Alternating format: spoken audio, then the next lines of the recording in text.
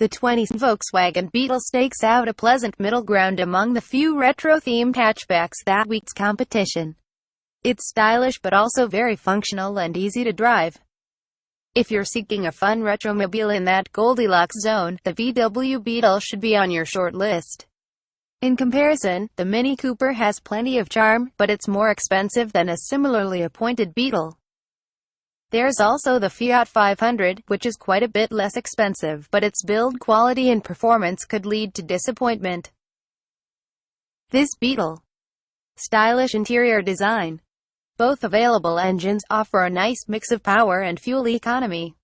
More practical than other high-style small cars. The 2017 Volkswagen Beetle two-door hatchback is available in 7 trim levels, starting with the 1.8T and then climbing to the 1.8T Classic, 1.8 the new #Pink Beetle Limited Edition, 1.8T Dune, 1.8 SEL and 2.0 TR Line SEL. The 1.8 models, including the #Pink Beetle, are powered by a turbocharged 1.8-liter 4-cylinder engine, 170 horsepower, 184 pound-feet of torque, while the 2.0 TR line receives a turbocharged 2.0-liter engine.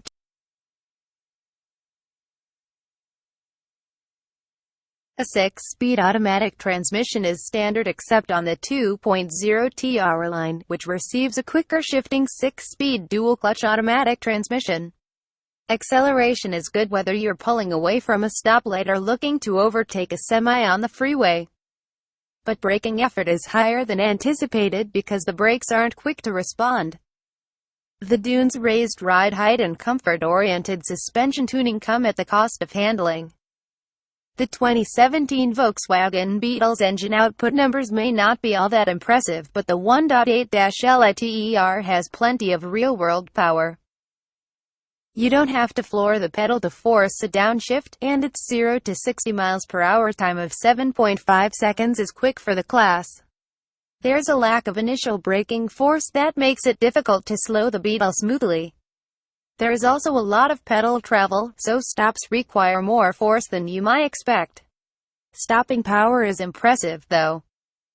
We measured a very good 115-foot distance in our panic stop test from 60 miles per hour. Steering effort is a bit heavier than expected, making the Beetle feel more controllable at highway speeds than its rivals, yet very light when maneuvering at slow speeds. The thin-rimmed steering wheel feels a little flimsy, though. The Dune's raised suspension feels nice around town, but around tight corners, there's a noticeable amount of body roll. This might sap your confidence to drive the Beetle quickly when the road gets twisty. The R-Line is better, but no Beetle is truly engaging. The Beetle does most things right and is easy to drive. Its small footprint and the Dune's standard rear-view camera and front and rear sensors make it extremely easy to maneuver in tight spaces. Though Volkswagen plays off the 2017 Beetle's style, this is thankfully still a modern-day small car. The seats hug you without being oppressive, and the suspension dispatches road imperfections without transmitting any harshness to the driver. Exterior noise is limited. Even though the Dune's raised suspension doesn't do much for handling, it certainly seems to make this Beetle ride well. Impacts are well controlled, and the Beetle never feels jittery. This would be a great road trip car. Beetle R-Lines ride more firmly. The cabin is insulated from road, tire and wind noise. At highway cruising speeds, the engine is relatively low on the rev range and is fairly quiet. Even when you boot the gas, the Beetle is hushed compared to most rivals. There isn't a lot of space in the 2017 VW Beetle for your personal items in the cabin, but the cargo space should be able to accommodate plenty of your larger items. Overall, the Beetle is about average in this category.